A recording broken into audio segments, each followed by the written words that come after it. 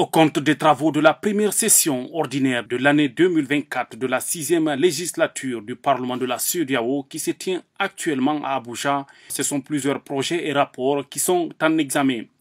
En ce qui concerne les rapports, chaque délégation est appelée à mettre l'accent sur la situation politique, sociale et sécuritaire de son pays. À cela s'ajoute l'état de mise en œuvre des instruments de gouvernance et de protocoles communautaires, sans oublier les questions relatives aux droits de l'homme et à la promotion des femmes et des jeunes. D'autres sujets brûlants qui préoccupent la communauté seront également passés en revue au cours de cette session ordinaire.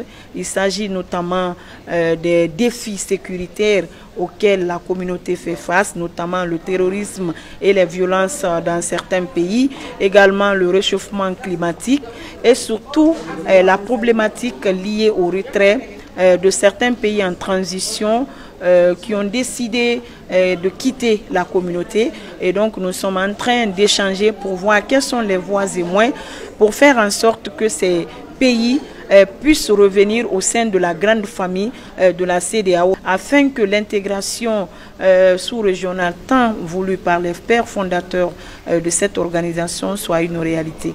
En outre, le Parlement examinera pour avis le projet de décision relatif à la création d'un tribunal spécial pour la Gambie et l'adoption du statut du dit tribunal dans la perspective de poursuivre en justice les atteintes graves aux droits humains commises entre le 22 juillet 1994 et le 21 janvier 2017.